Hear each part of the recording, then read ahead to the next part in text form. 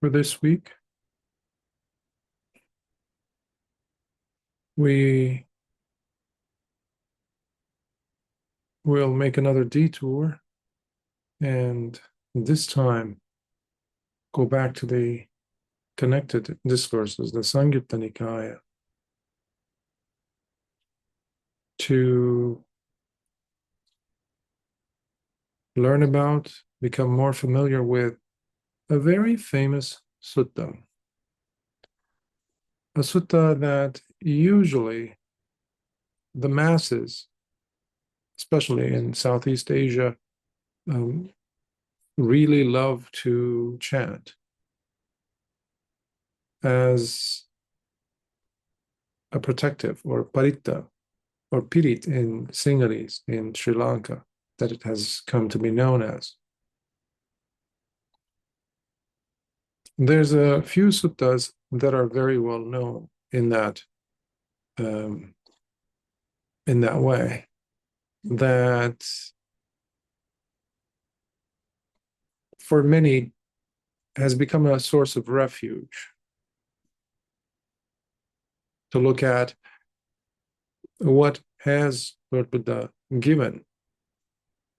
Because we don't have charms, we don't have amulets, we don't have special mantras, we don't have secret, things that we could do, or mudras, or things like that, that many other people throughout different parts of the world have come up with to help the public, their followers, let's say, to have something to fall back on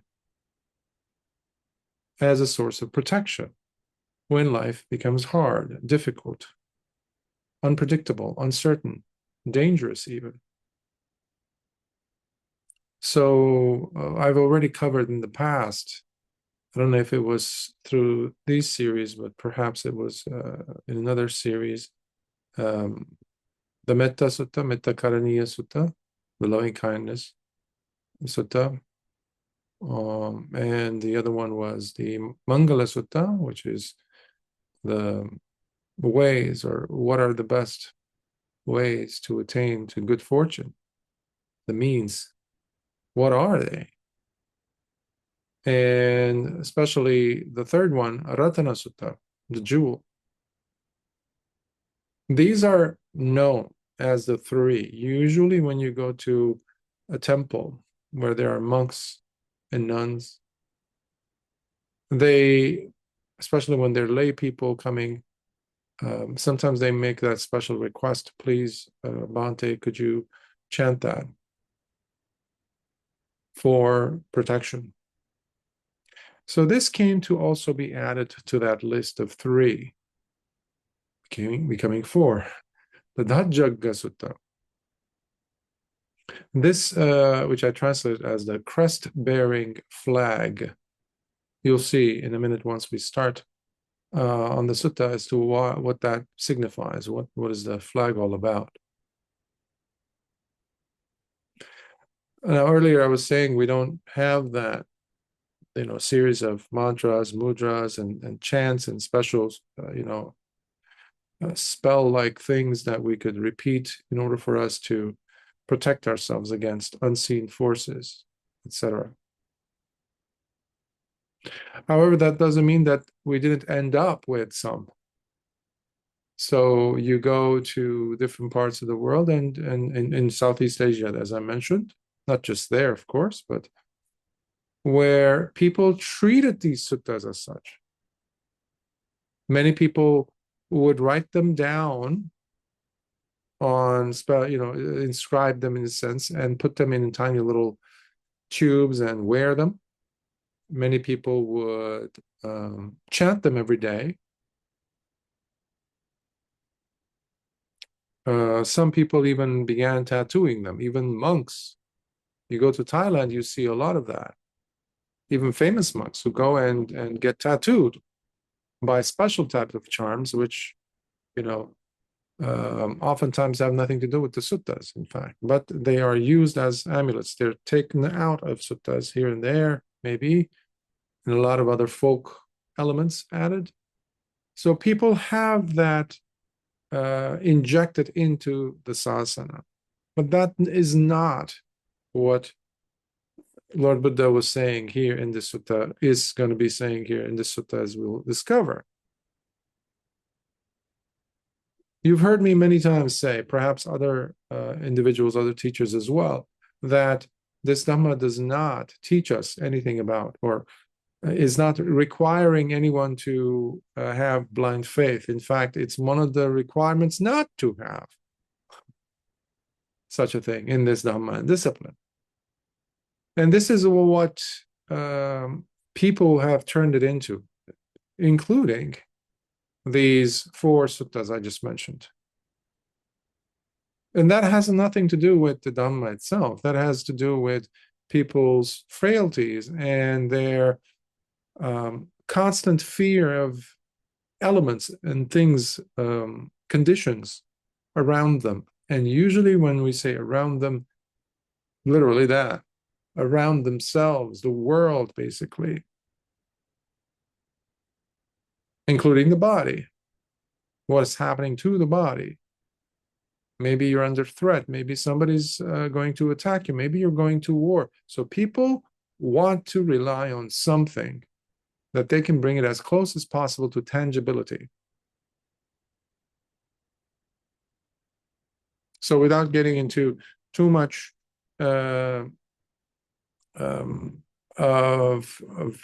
information on where and what happened in different parts of the Buddhist world in Asia, for example, as in Japan, for example, the Kobodaishi tradition and Shingon tradition, or Tantrism in parts of China, in Tibet, Japan, of course, as I mentioned, Shingon and Tiendai, as well as in other parts of typically Theravadan countries, namely, as I mentioned, Sri Lanka, where this particular sutta became really famous, in addition to the other 3, of course. Now, the focus has become, unfortunately, these aspects of what people have turned these suttas into, meaning a faith-based, usually blind faith-based, something that gets things done type of a incantation. And that is not the Dhamma. That is not the purpose. We'll see as to why Lord Buddha is teaching this. It's a rough world we live in. And some of us make choices and decisions and live a life where we are exposing ourselves to rather uncomfortable situations or circumstances, especially in terms of, in the case of a monk, because you'll see this was not taught, this sutta was not taught to lay people. The Lord Buddha's audience here is the group of bhikkhus. So what we can understand about the background of this particular sutta is there is that concern when a bhikkhu goes into the forest, into the seclusion. Again, as you've heard me mention so many times, when we hear the term bhikkhu, that doesn't necessarily mean just the bhikkhu.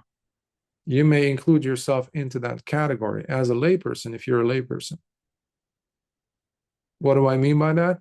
When you are confronting situations, circumstances where you are similarly in a series of unknowns, where perhaps there's fear and terror rising in you, your heart is becoming agitated, there you go. Lord Buddha's talking to you, speaking to you these words. So you do not need to become to be a bhikkhu, to be having this be used as a reference. or used as to see yourself as an audience member, rather. That's what I'm trying to say. So initially, we're going to see how the Buddha starts referring to the Devas and the Asuras. The Devas are the gods. In Buddhism, we do have gods, but unlike other religions, we do not worship the gods. Unfortunately, again, many Buddhists around the world, especially in Asia, have turned them into that, because again, this has nothing to do with the religion per se.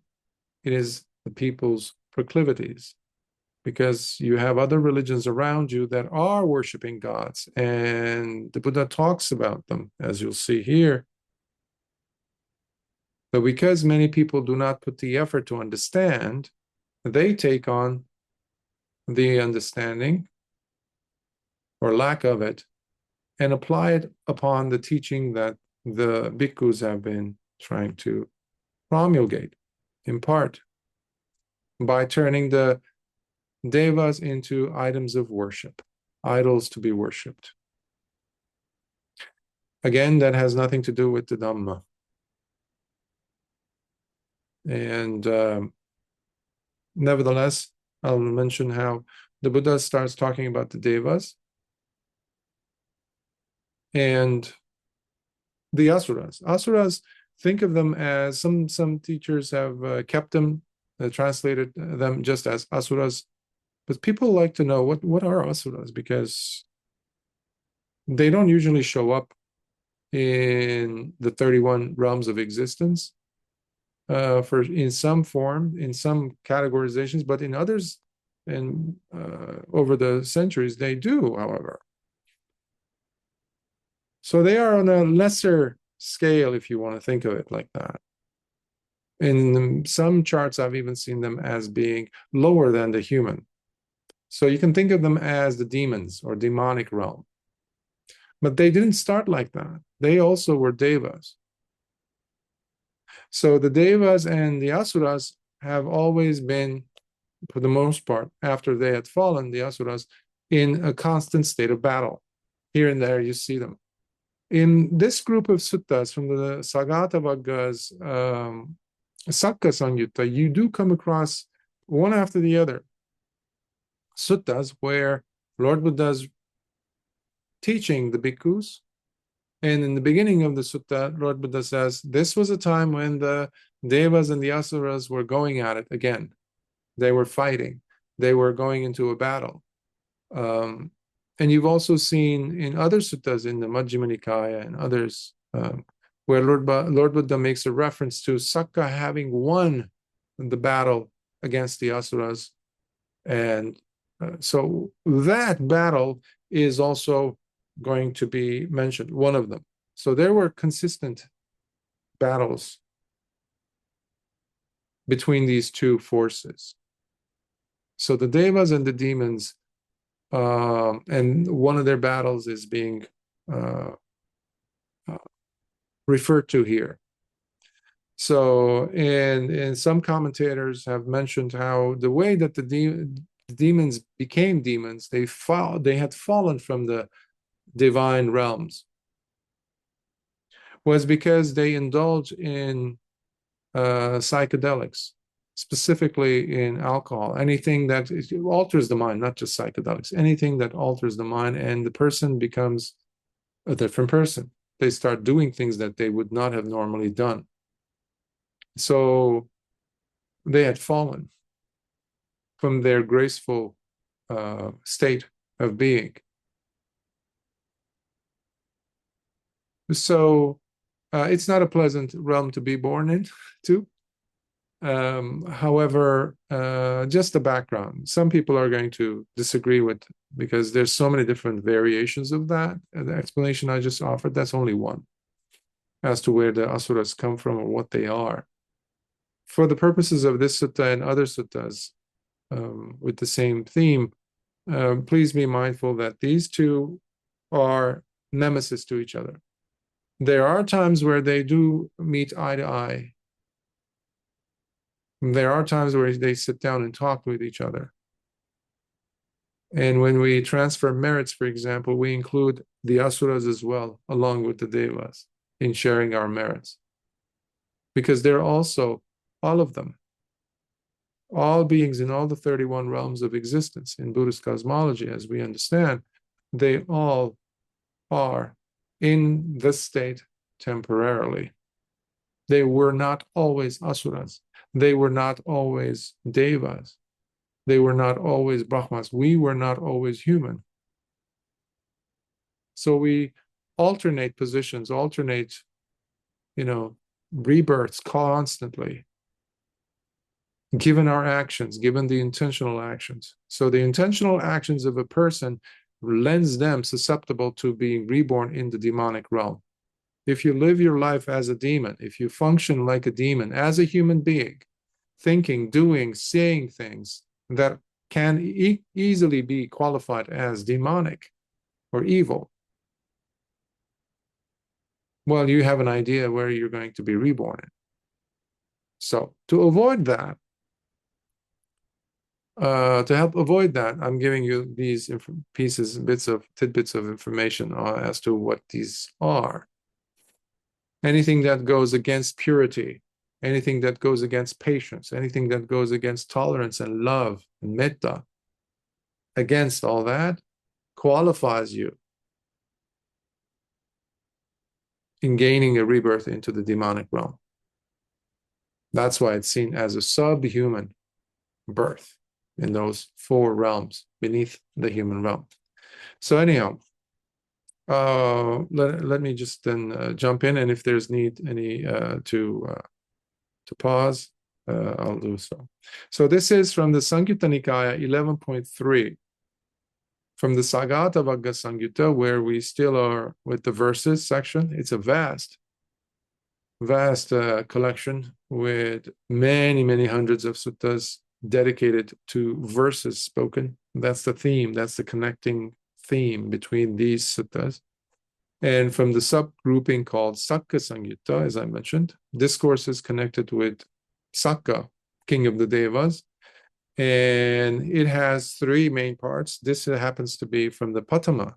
Patama means the first part or first section, Patama Vagga. So it is the Dhajagga Sutta, the crest-bearing flag. Let's begin. This is what I personally heard. Once, while the Blessed One was living in Savathi's Anathapindika's monastery at Jada's Park, he addressed those bhikkhus around him and said, "Bhikkhus?" "Yes, Blessed Lord," the bhikkhus responded. And the Blessed One continued speaking and said, "Long time ago, bhikkhus, when the Devas and the Asuras were engaged in a battle against each other, Sakka, the king of the Devas, addressed the gods of Tavatimsa and instructed them by saying, Dear ones, whenever any of you Devas in the heat of battle find yourself becoming overwhelmed by fear or trepidation as a result of all the fighting you witness taking place around you, then raise your head while you look up at my crest-bearing flag fluttering overhead. This, because the moment you do so, suddenly all your fears and trepidations will leave you immediately. You probably have seen in historic documentaries or movies, battle scenes, war scenes, where in ancient times, medieval times, maybe even about 100 years ago, people would have their crest flag, being carried. Flags of nations, for example. That's a symbol of the country, symbol of the group of people being represented there on the battleground, where there's going to be a lot of a commotion, a lot of, swords clashing, shields breaking, etc., people crying, people yelling, savagery, all that commotion, chaos. You need something to look towards as some type of a respite, some type of a cohesive front, because you won't even know what's what, who's the enemy who's not. So everybody's going to go on an instinct level functioning. Terrible place. It becomes a hell realm. So you need to see, to look up and to see, to locate rather, something that you identify that can give you the feeling of safety, the feeling of security. In this case, the ending of all this chaos that's taking place around you. Perhaps you're seeing your loved ones die, your friends die, or you yourself are slashed open, cut off, like, literally severed from one of your limbs or more, or somebody bigger than you coming at you, or many. It's a terrible place to be. That's why people have created all these stories and mythologies around, let's say, in Norse mythologies, religions. You have Odin. So if the warrior, the soldier, let's say the Viking, was going to be slashed down, killed, they better be experiencing death right there on the battlefield. And to have a sword in hand would ensure that the person is going to be opening their eyes in some heavenly realm with Odin, with the, their god, the god of war, let's say Apollo or something like that, someone like that. So people needed to see some type of something for them to gain protection. So they'll put up with this in order for them to look forward for that. So a flag oftentimes is the reason why people feel comfortable. So you have individuals who carry the flag or the emblem. You see this in Roman times. You even saw this in German, in old German Nazi films. You see them carrying, so many soldiers carrying these, if you've seen those documentaries, these crests. So they put a lot of effort in making these symbols so that they feel, oh, I belong to this. This represents me. This represents the virtue of my Lord, the principles we have. That's why every single army has some ethos, right? Liberty, fraternity, love, or justice, right? Protection. These are also symbols. Now, they might be true or not true. Usually they're not. They have nothing to do with anything other than following, ultimately, the vice of the rulers who sent that soldier out there to be killed. Or kill, rather, hopefully, in their minds. So here, the Devas and the Asuras, even though the Devas are on a higher plane and the Asuras are not, they're functioning from a certain place.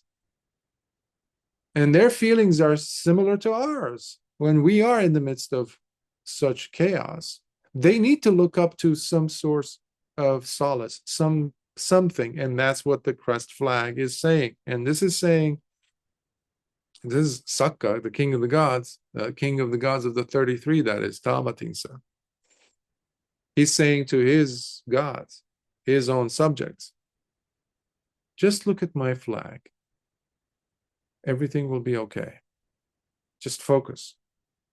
Focus on on that, and then lower your gaze and continue doing it. Don't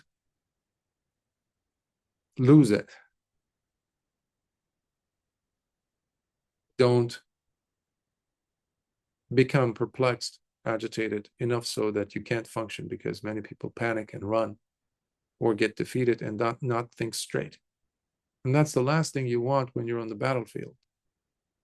Especially the generals or the leaders of that battlefront, they don't want their soldiers to be going through that chaos. They want them to stay coherent. And that is what Sakka is telling his soldiers, his devas. Let's continue on.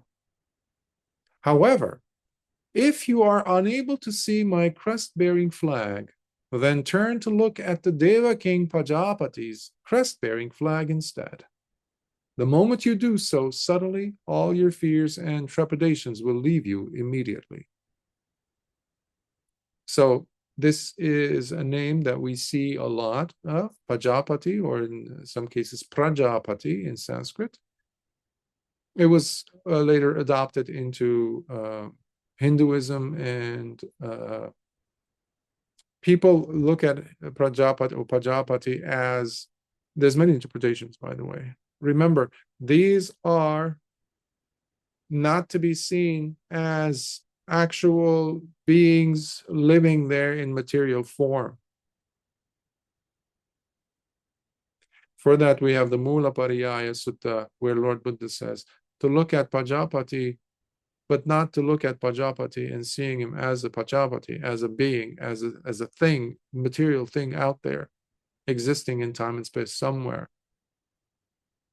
To become fixated on that. And that's what creates idolatry. That's what creates worshipping of devas. And this, it has nothing to do with just Buddhism. This is everywhere, because people make this happen, the connection.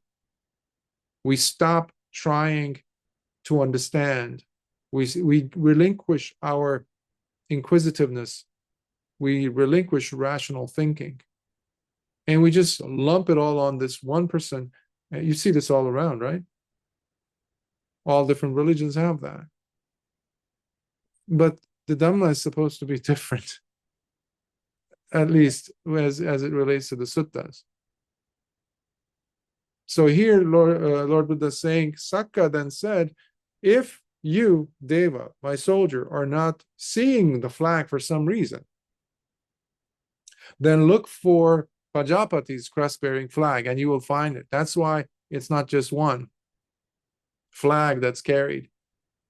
Maybe it's in a different part of the battlefield. Who knows? In a way, it's also making the whole scene relatable to us to understand. Even devas have that issues. So perhaps a general listening to this or reading this will go, yeah, that makes total sense. But, my dears, this is Sakka continuing.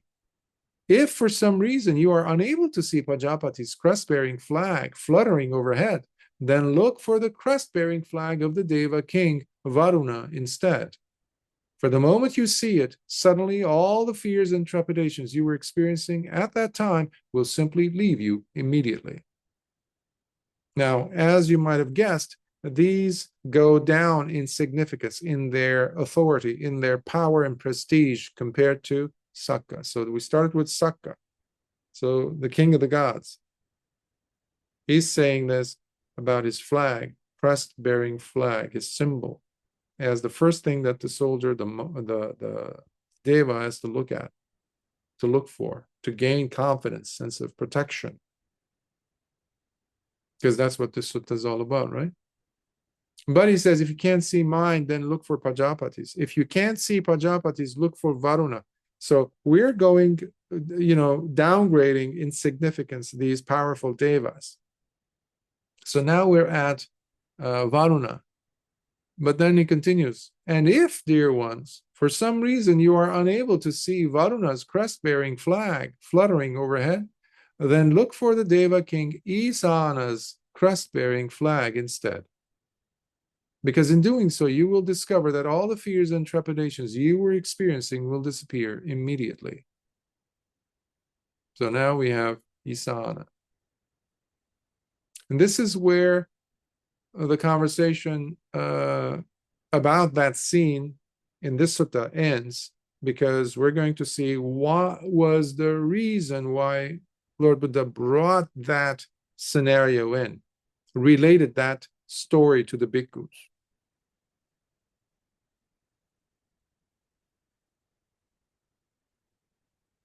Now, bhikkhus, I declare this fact to you.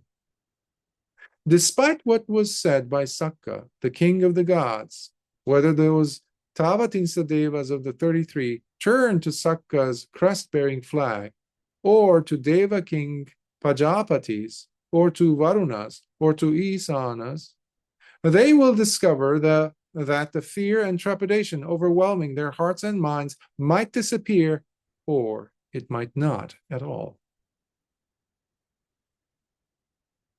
Might or might not. So the Buddha is saying, despite what Sakka believes, the certainty with which he's speaking to his soldiers, to his devas, to his gods, subjects, giving them that certainty, the assurance that if you look at any of our four flags, basically, you will find peace, you will find courage, you will find calmness. The Buddha is saying that doesn't work all the time. That won't work, in fact, all the time. They cannot guarantee that the person who looks at them will, in fact, gain strength and confidence and trust. This is a big statement, because the Buddha is saying the devas are not always right. You know, entire religions believe in devas, in gods of some form or other. People give their lives, throw themselves in front of dangerous situations and claim that they will, you know, their God, their deva is absolutely 100% trustworthy. And the Buddha is saying, not so fast. Some are, yes, some are very, you know, pure, some, not all of them. So it doesn't work. So now there's a, you know, wrench in the thing thrown at the whole equation of God's being so pure. And let's see what the Buddha says further. And why do I say this? That it might work and sometimes it might not work. Looking at the flag of the God as a security blanket. It is because all these devas and their kings, including Sakka himself, possess hearts and minds that are not free from lust, from hatred, and from delusion.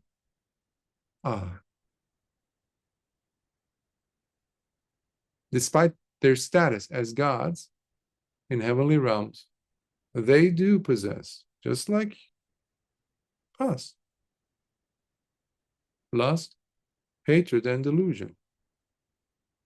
After all, even Sakka sometimes finds himself becoming faint-hearted, terrified, losing his strength and courage, even overtaken by cowardice, and may run away from the scene of battle itself.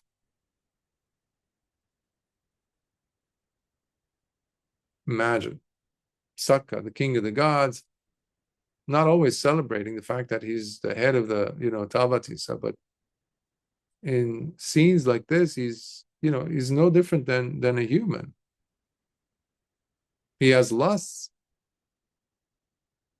At one time in one of the suttas we covered, where Venerable Mahamoggallana goes to see Sakka, having just left, Sakka had just come to see Lord Buddha and ask him a question about, is there a teaching that if a person follows, especially a bhikkhu follows, they will attain nibbana?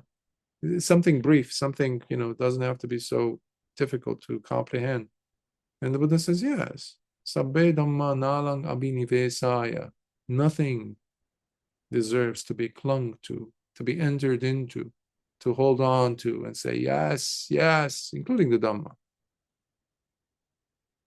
And Sakka afterwards says, yes, thank you, Bhante, thank you, Bhante. And he was already a Sotapanna, and he disappears. Venerable Mahamoggallana sitting right there is watching this. He himself became an arhat because Lord Buddha gave him that same teaching, by the way, sometime earlier.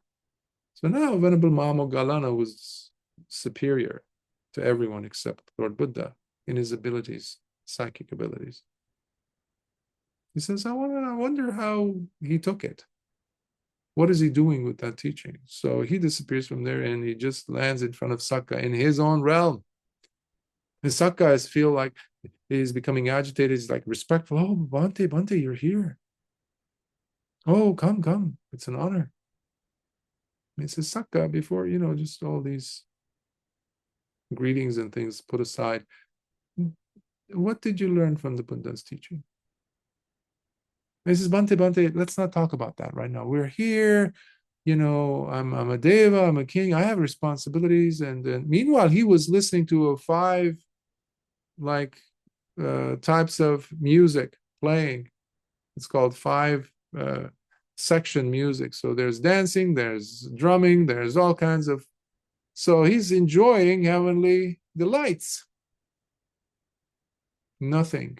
There was nothing done with the teaching that he received. Why? Because ultimately, when you look down, so long as the person is not an arahant, they are still functioning on these three defilements. Different gradations of it, of course, depending on who it is, what level they're on in their cultivation of insight, in their training. So the Lord Buddha is saying, even Sakka is not that reliable when it comes to something or someone upon whom you may rely as a refuge. Therefore, because I instruct you to do the following. Every time you walk away from the crowds by secluding yourself somewhere in the wilderness, whether by sitting alone at the roots of a tree or retiring into an empty hut, if you experience fear or become terrified with trepidation for whatever reason, then all you have to do is to just recollect me, your teacher, by bringing me to your mind in this manner. Itipiso bhagava arahan samma sambuddho vidyacharana sampanno sugato lokavidu anuttara prisadam masarati adeva manusanam buddho bhagavati, which I translated as, the Blessed One is an arahant, perfectly awakened, endowed with sublime knowledge and supremely pure conduct. The well-gone, the knower of worlds, the incomparable or incomparable tamer of those to be tamed, the teacher of gods and humans, the enlightened and blessed. These are the 9 qualities that we celebrate. All gods and Brahmas bow their heads to this. Gods that are worshipped in temples and mosques and churches and everywhere bow to this because it's true and they know it.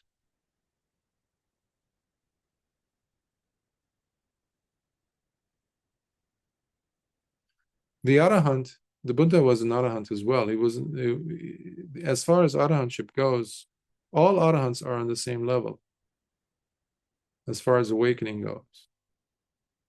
But he was perfectly awakened, self-awakened. And that's what makes a sambuddha, sambuddha. There is no path laid out for him to cross, to walk over. He makes the path. He finds the path. He lays the path for others to follow. But for that, he has to put up with so much difficulty, so many countless lifetimes to develop the purity, what we call the 10 perfections. He has pure conduct, supremely pure conduct. Nothing could match him in his purity of conduct. He's not one person here in this set of circumstances behaving in, with virtue, with, as expected, right? And then you see him in another setting. He let loose. He lets himself a little bit, comes off the fringes or starts, loosening up a little bit. No. One time when Venerable Rahula, Lord Buddha's son, as Siddhartha, he was already ordained, but he was not yet a bhikkhu. So he was a Samanera. And there is the rule that whenever there are visiting monks, bhikkhus, then the Samanera has to give up his room, his domicile, his place of sleep to the bhikkhu that's visiting the vihara, the monastery, out of respect. So at that time, it so happens that many bhikkhus show up to the monastery to pay a visit and their respect to Lord Buddha. So there's no more room left because Venerable Rahula had given up his room, of course. So now he looks around here and there, and perhaps the weather is not that good. He says, "Oh, where should I go?" And oh, the Buddha's kuti.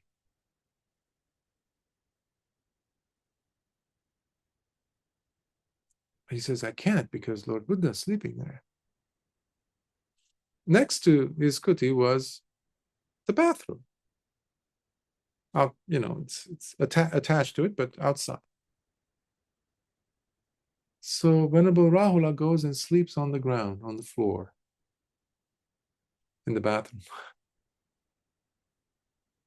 You can imagine him perhaps, cuddled up in a fetal position. Now, why do I say this? Lord Buddha gets up early in the morning in his kuti to enter his bath, because no other bhikkhu would use that bathroom. It was specifically for Lord Buddha to use. Before entering his own restroom, Lord Buddha clears his throat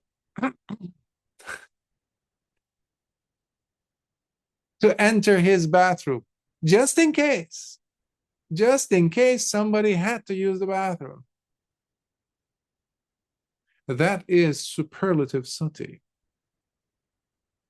That means there's not an iota of a moment that passes by where Lord Buddha is mindless, where he lets go of sati for a milli, tiny little fraction of a second even. In case you're wondering, after Lord Buddha clears his throat, basically to see if somebody's in there, Venerable Rahula also goes in response to the Buddha. Now the Buddha asks, "Who is there?" Must have sounded so sweet. Imagine that. And Venerable Rahula says, "Bhante, it is I, Rahula, your son." So anyhow, he comes out and he says, "Why are you here? What? And Venerable Rahula says, "Bhante, this was because you placed that rule for us to follow. I didn't have a place to stay because another bhikkhu, they're using actually my room, so I have no place to stay." So the reason why I brought this, because it's touched me so deeply years ago when I came across this beautiful, beautiful segment of Lord Buddha's life and his son.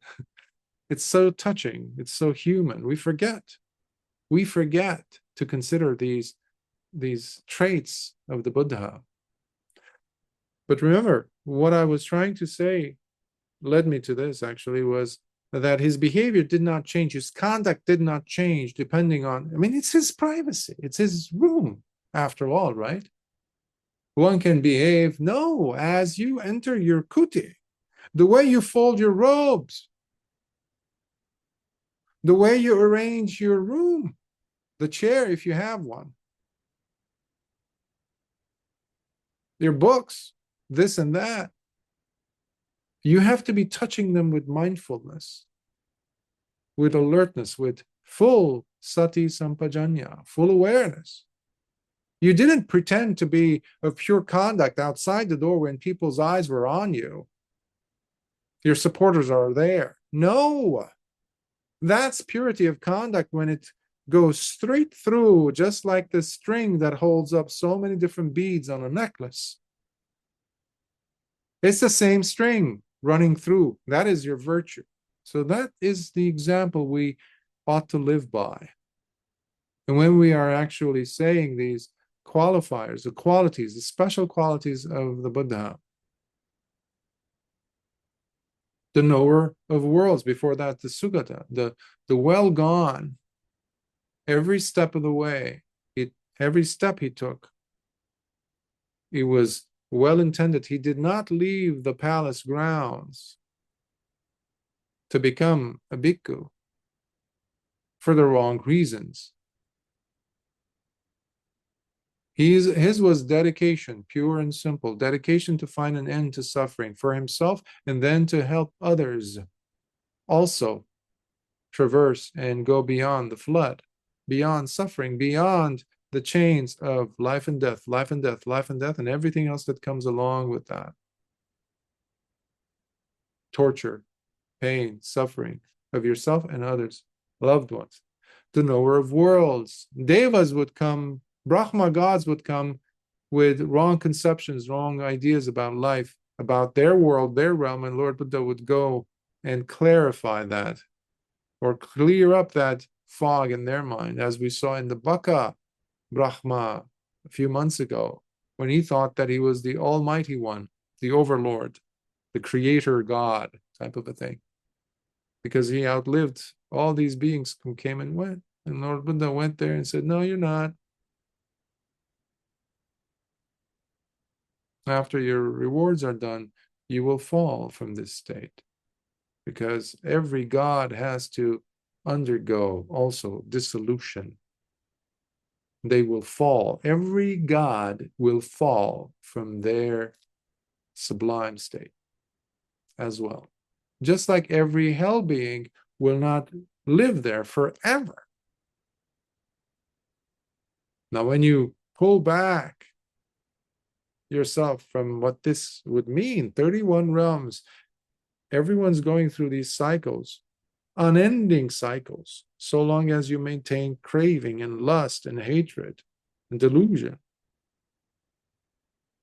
One would start to begin to understand the magnitude of what the Buddha was saying about suffering. Not everyone understands the ramification of such a suffering, because it's endless.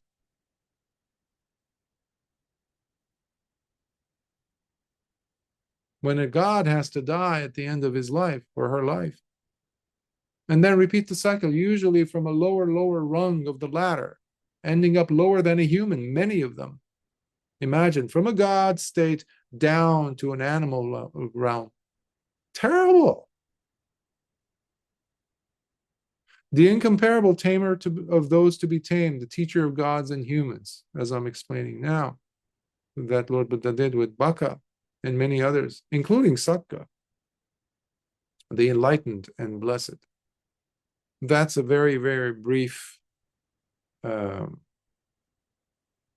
guess, way of addressing those qualities of the Buddha.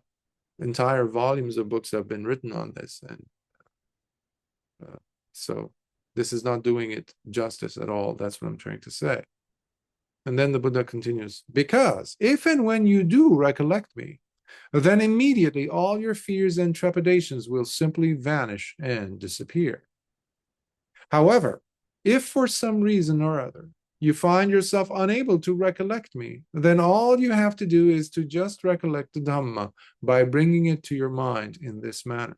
Before I go switch over to explore the Dhamma, remember that the Buddha was addressing a bhikkhu who would go and reside in the forest seclusion.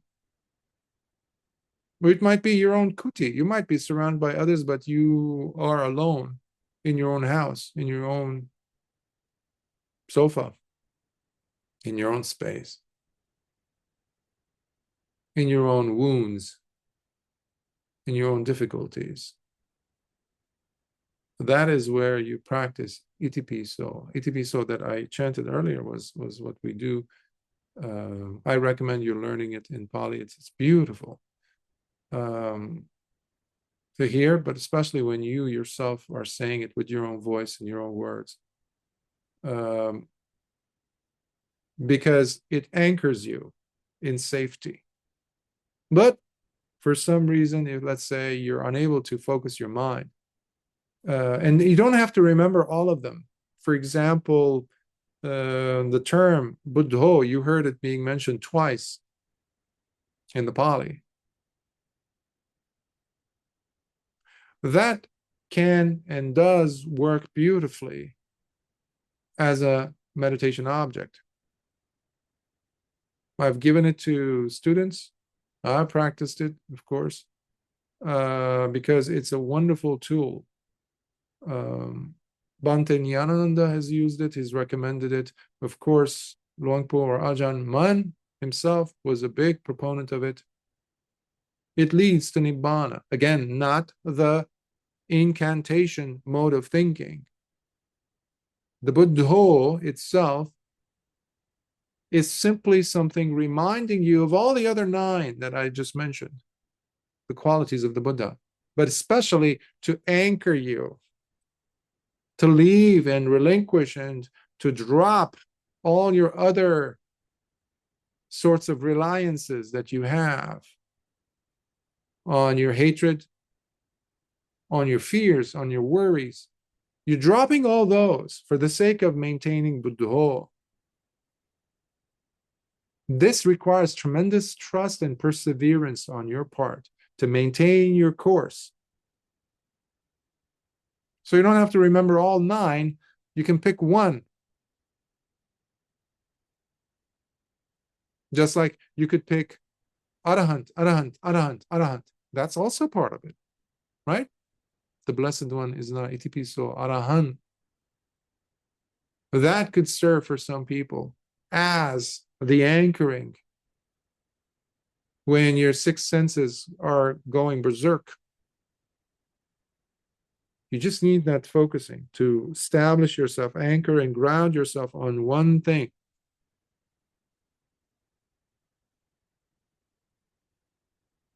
So let's now move to Dhammo, as you might have guessed.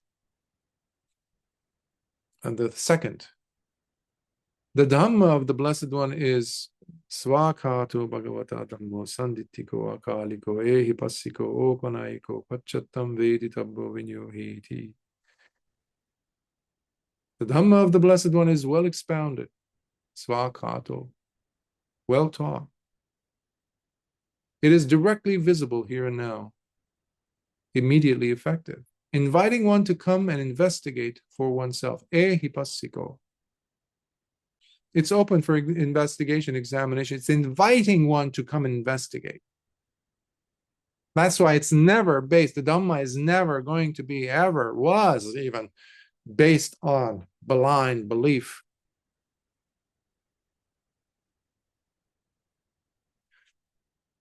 Taking one straight forward, undeterred, opanayiko, to be understood and personally realized by the wise, each for oneself. Pachattam veditam bovinyuhi. That's why no one can give you awakening. No one can give you nibbana. No one can remove your defilements or the asavas, the contaminants that keep influencing you. All the anusayas, the hidden tendencies. To overcome them, nobody will be able to remove them. The teacher simply will help show you what can be done under these circumstances. The person has to take the precepts and walk the precepts. The person has to sit down and practice. The person has to show their willingness to practice the Dhamma, because the Dhamma are not a mere set of words. They're just dead. They're just ink on paper. I've seen countless libraries in different parts of the world with the Tipitaka, the 3 baskets, as we call them. The Dhamma itself, let's say, in book form, collecting dust, miles of dust when you put them together. Nobody opens them up. Nobody pulls them out of that thickly packed volumes, and almost like opening up a rusty hinged door, each of these pages, because no one opened them. They're just dying there. The words of the Buddha, unless they're applied. So similarly, these are not, again, I repeat, these are not some incantations that people have turned them into in many places. We need to live them. Think about them. Ponder them during the day. What does that mean, svakhato? Well expounded, well taught. It is complete, but how? There's another term that the Buddha uses. It's beautiful in the beginning, it's beautiful in the middle, and it's beautiful and lovely in the end. The Dhamma, that is. It is visible right here. Sanditthiko. You can see it. And that's why we had countless individuals who attained in the presence of the Buddha, or even in his absence, as the case was with Venerable Sariputta and Venerable Mahamoggallana, the chief disciples, when they were still lay people.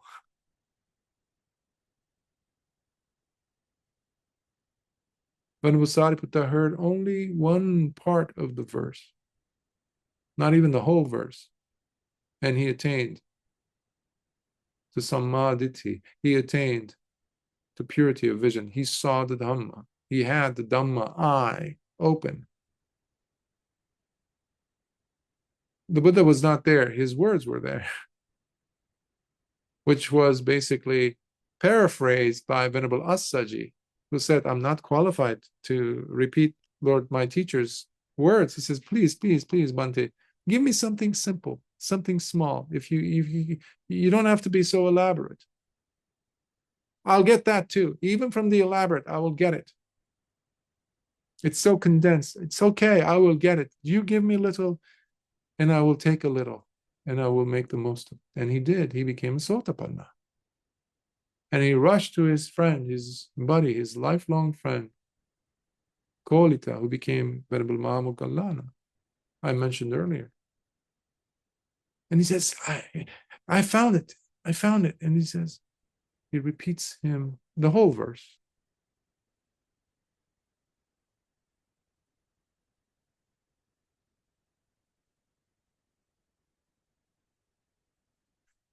Because if and when you do recollect the Dhamma, Lord Buddha continues, then immediately all your fears and trepidations will simply vanish and disappear. The Dhammo I mentioned. So for some people, it's too much to remember the Pali, or even in the English version that I shared with you just now. And Dhammo might work, just like I was mentioning, Buddho. Now, you don't have to, if you have another object that you practice, let's say it's the breath, or if it's the metta practice, or you're practicing seeing the repulsive, whatever it may be, or any part of the satipatthana. Sometimes, for whatever reason, you might find it difficult to fall back on what's usually used by you in those circumstances. Just remember one of these, Dhammo, because it encapsulates all 6 qualities of the Dhamma, as we saw.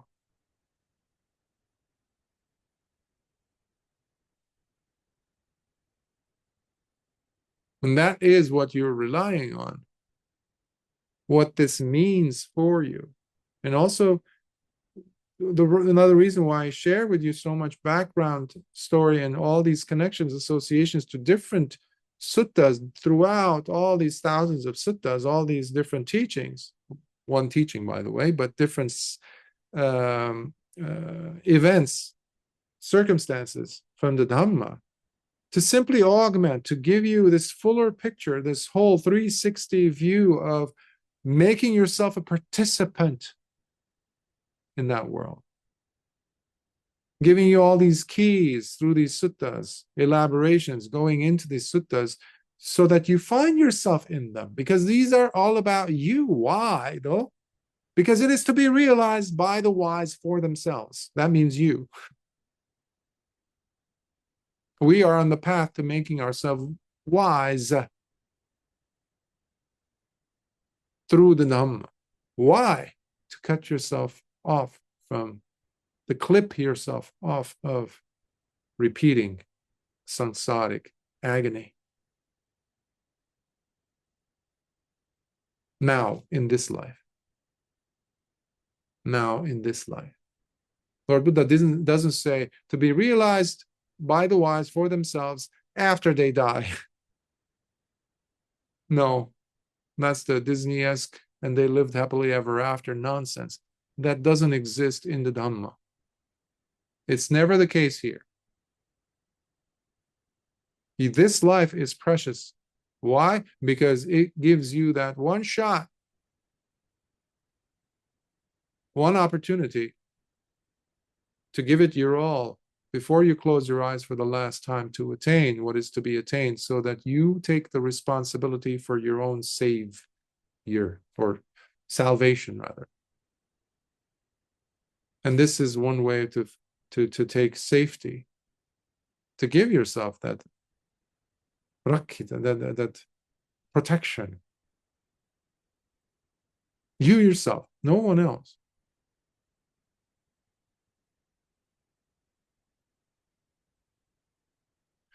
Because if and when you do recollect the Dhamma, then immediately all your fears and trepidations will simply vanish and disappear. However, if for some reason or other you find yourself unable to recollect the Dhamma, then all you have to do is to just recollect the Sangha by bringing it to your mind in this manner. Sangho. Supatipanno bhagavato savaka sangho, ujupatipanno sagavato savaka sangho, nyaya patipanno bhagavato savaka sangho, samichi patipanno bhagavato savaka sangho, yadidang chattari purisayugani atha purisabhuggala esa bhagavato savaka sangho, ahuneyo pahuneyo dakkineyo anjalikaraniyo anuttaram punyakkhittang lokasati. The disciples of the Blessed One are practicing well the good path, which is the threefold training of sila, samadhi, panya, virtuous living, mental cultivation, and development of wisdom. The disciples of the Blessed One are practicing the straight path of the threefold training, which is the middle path. The disciples of the Blessed One are practicing wisely to realize Nibbana in a methodical way. The disciples of the Blessed One are practicing the Dhamma in harmony. Such are the 4 pairs of 8 great beings, comprised of the 8 noble disciples of the Blessed One, the ones to be honored and respected, deserving of hospitality, worthy of offerings, to be venerated with reverential salutation with one's palms pressed together at the heart, for they are indeed the incomparable field of merit for the world. That's why they are pure. That's why they are listed as one of the triple gem, the third aspect of it, Sangho. As you might have guessed, this is not necessarily talking about mere human beings walking around in robes or people who call themselves Sangha. I've seen people, even lay people, calling themselves part of the Sangha. Yes, in certain contexts, they are part of the 4 aspect Sangha, meaning bhikkhus, bhikkhunis, upasakas, and upasika. That categorization which we see in the suttas, yes, that makes the laity part of the Sangha. But this is not necessarily referring to that. Unless that lay person is truly living with sila, samadhi, panya. They're living with purity, the Dhamma, in their hearts. That will make them noble, which brings us back to that aspect that we just said here about the 8 types of people, 8 types of Sangha members. But what this is referring to are the Mahasangha, the noble Arya Sangha. Arya means noble. We have 4 divisions standing for the 4 aspects of awakening, 4 levels of awakening, primary 4 levels of awakening. Those that are Stream winners have entered the stream, as I was saying earlier about Venerable Sariputta, attaining the eye of Dhamma, to see for the first time. You get it. No one will ever be able to convince you otherwise. You see it, and you're set on the right path. You and the middle path are one. That's why you're noble.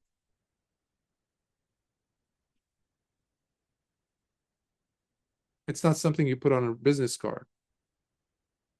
Like I've had one person actually suggest, because they wanted to let everyone know that they're now a Sotapanna or Sakadagami or something like that. Immediate declaration that they have nothing to do with the Sangha.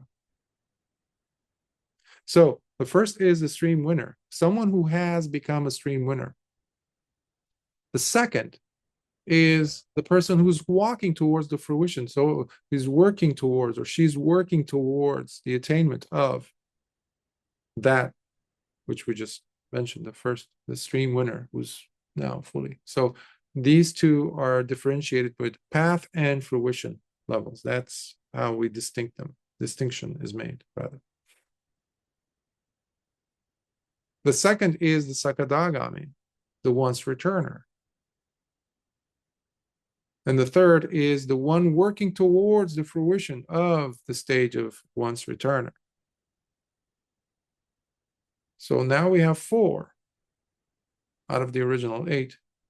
Next, we get to the Anagami, and the one who's working towards the fruition stage of Anagami, the non-returner.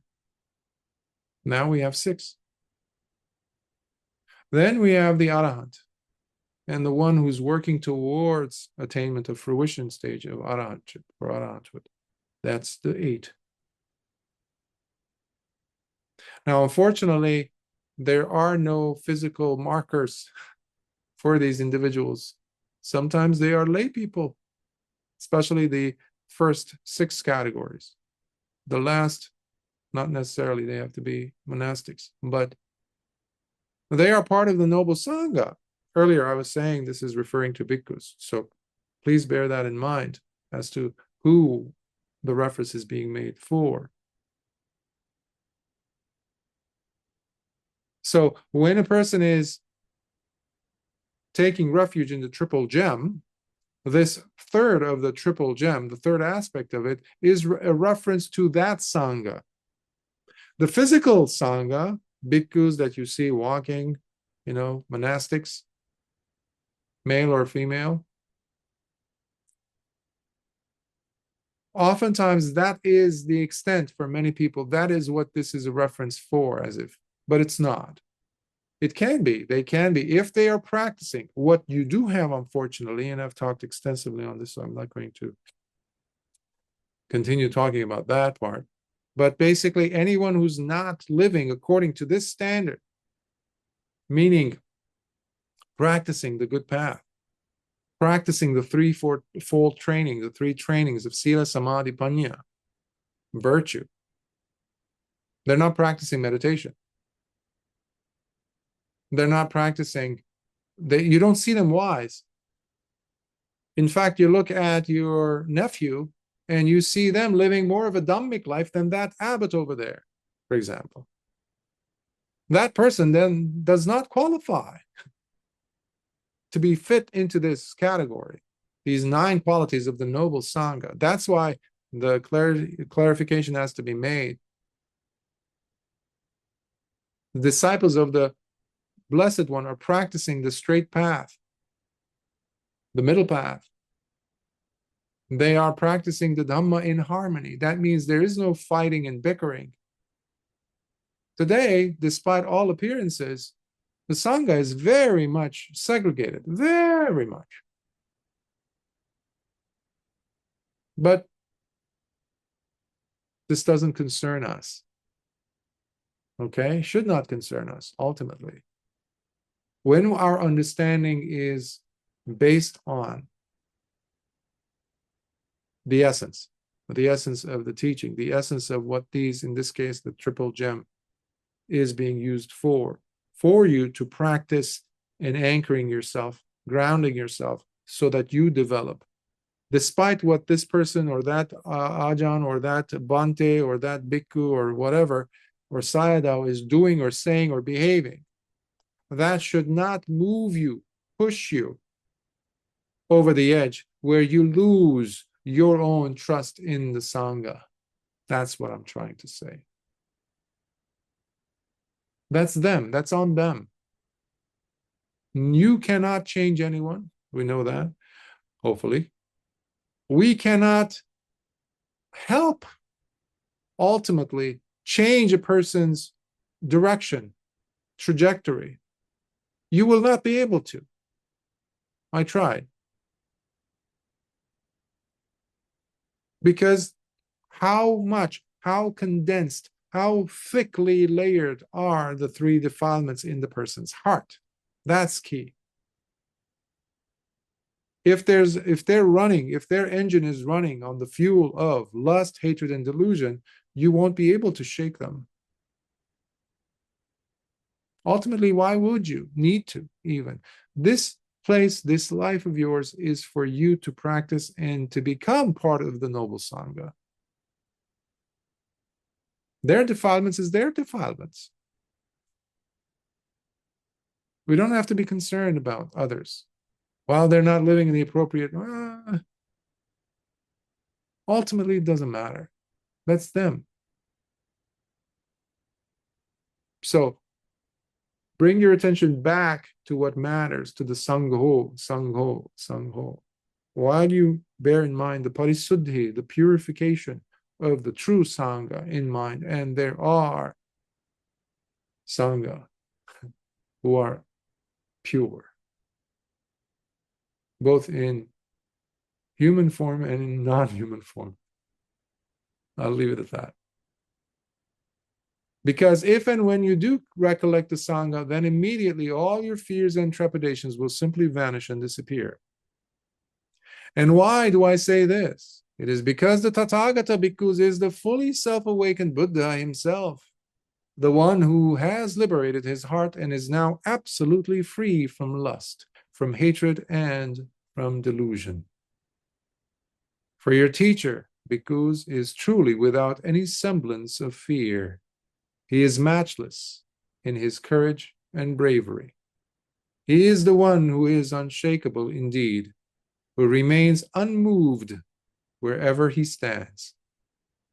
These were the words spoken by the Blessed One himself. Now, if you remember what he was saying about Sakka, Sakka even runs with his tail between his legs, as they say, in some battles. He's afraid. He becomes a coward at times, depending on how much pressure you're applying on him.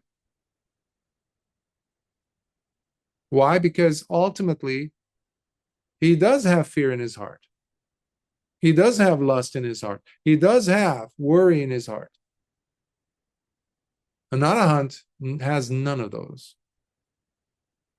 And the Buddha was the teacher of arahants, himself being one. That's why every Brahma, God, every Deva out there in the cosmos, in existence, in all the universes, bow their heads to the Buddha. That's why the power of the triple gem cannot be matched, cannot be equaled, let alone surpassed. It's impossible.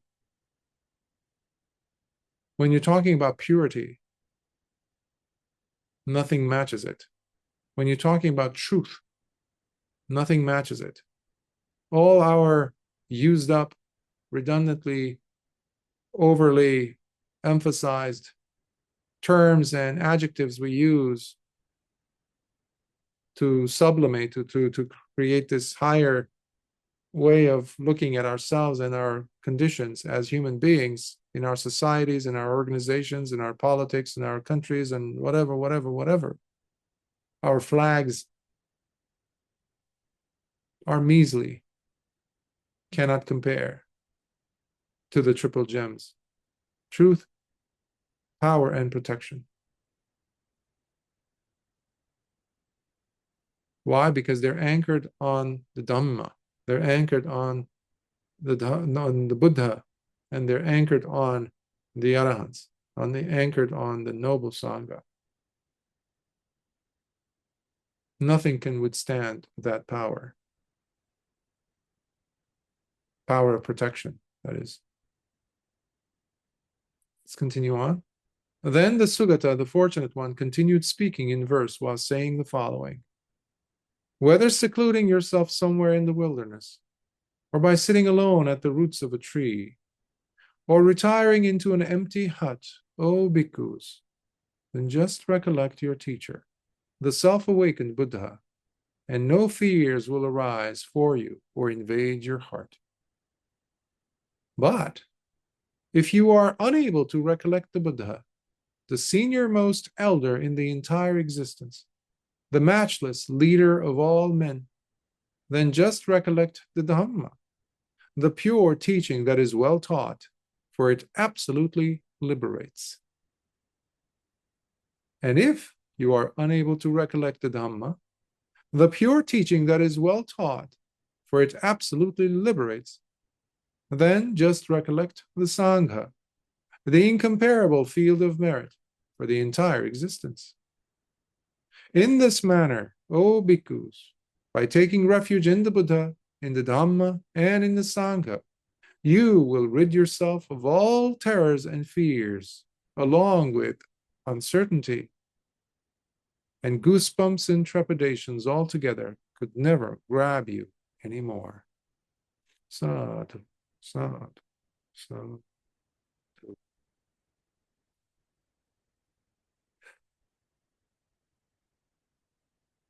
Moving, isn't it? Beautiful, isn't it? And we are so fortunate to be alive when the Dhamma is still available. You still have the laboratory to test all these things out in your life. Life is hard, for sure, right? It is hard, it is difficult in all the realms, some more than others. But when we seek protection, when we're looking for some form of refuge, the ultimate refuge, the Buddha says, is Nibbana, where there's no more suffering. But unlike what many people have unfortunately translated or explained Nibbana to be, Nibbana is not over there in some other realm. Nibbana ultimately cannot be experienced anywhere other than in this life. The lucidity of understanding, your understanding, your personal direct understanding, cannot be undermined in this. In understanding Nibbana for what it is, because only you will know. Only you will know. Before that, we need protection because we still have to live life. We have to deal with our own delusional ways of understanding and thinking and processing information and things that happen in the world. At the very least, we have the six senses that are always trying to dislodge us, shake us off, try to create perturbance in our mind, agitation in our heart. For that, we need protection. And here we have the perfect set of protection. Buddha, Dhamma, Sangha. When you're taking refuge every morning, every day, hopefully what you learned, what you heard me share today through this beautiful Dhajagga Sutta adds another nuance, adds another layer of deepening what is meant for you, the taking of the Tisarana or the three refuges. So with that, I will pause and see if there are any questions or comments.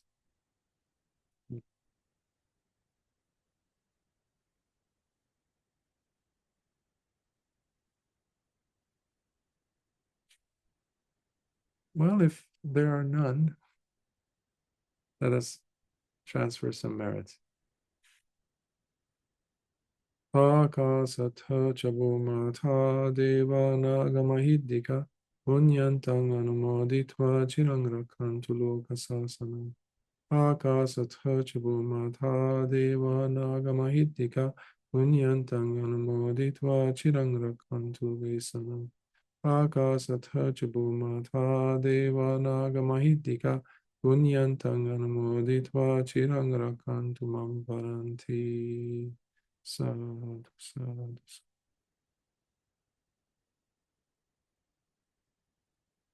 May your hearts continuously smile, be at ease. May you be with safety, you and all your loved ones. May your relationships prosper with virtue. And may your sense of serenity and understanding develop in multitudes of ways. May the triple gems blessings be with you and your loved ones. Continue practicing. Sukhi Hot.